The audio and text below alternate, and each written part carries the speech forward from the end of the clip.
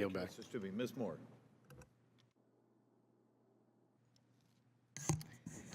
Thank you very much, Mr. Chairman, and thank our witnesses for appearing today. I just maybe want to start with Mr. Chung, just seeking some clarification. What we're generally talking about is dark money. Is that fair? The testimony that we've heard today, they're talking about what they consider 501c4, that activity. Thank you for the question.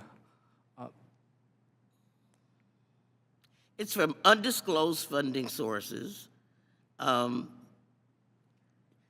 They can engage in political activity while not disclosing their donors, as long as this is not their primary activity. Isn't that the definition of what the activity that they can engage in? To the extent that dark money means It's a nickname for it.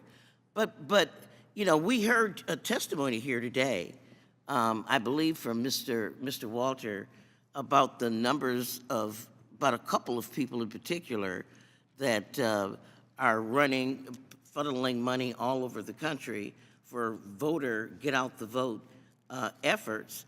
But when we talk about dark money, isn't that a much broader category of very, very wealthy people? For the most part, I'm thinking about running around with get out the vote t-shirts on that are nonpartisan, as compared to after Citizens United, the Supreme Court decision in Citizens United, that this is much more of an avenue for political activity for wealthy people. Am I wrong about that? When we look at concerns about dark money? Sir, Mr. Hackney, can you answer that for me?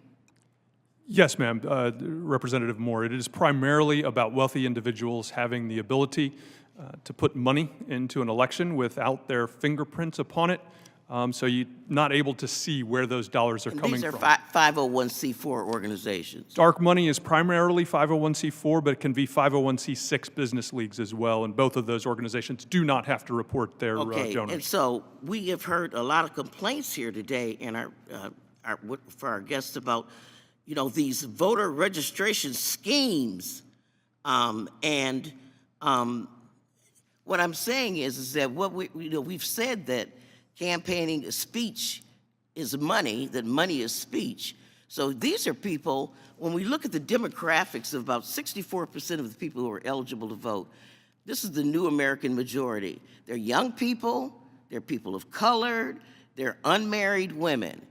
And so outreach to them politically, not leading them toward a particular candidate, is this the speech that we've talked about today that's supposed to be, you know, at the pinnacle of corruption? Representative Moore, generally the dark money concept absolutely is not about voter registration. That is more happening within C3s and has long been a part of it. In my opinion, the most important things we can do in a democracy is get our people to be registered to vote and get out to vote. We should have everybody, red districts, blue districts, all across the nation, and to the extent charities can do that, I think they should.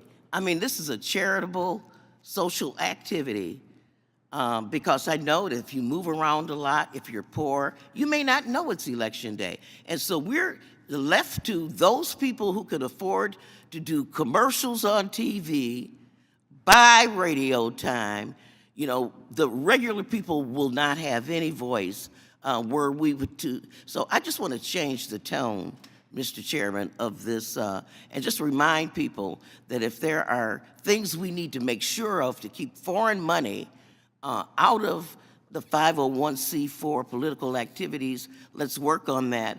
But let's not turn this into a corrupt, this view, as the chairman of the full committee said, of voter registration. I mean, why are we looking at a view of wanting more people to register to vote as something that's negative? We had a 66% turnout in 2020, and are we really sitting here grieving over that at this point?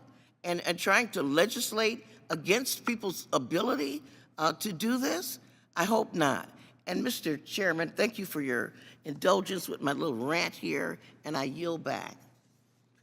Thank you, Ms. Moore. Ms. Denny.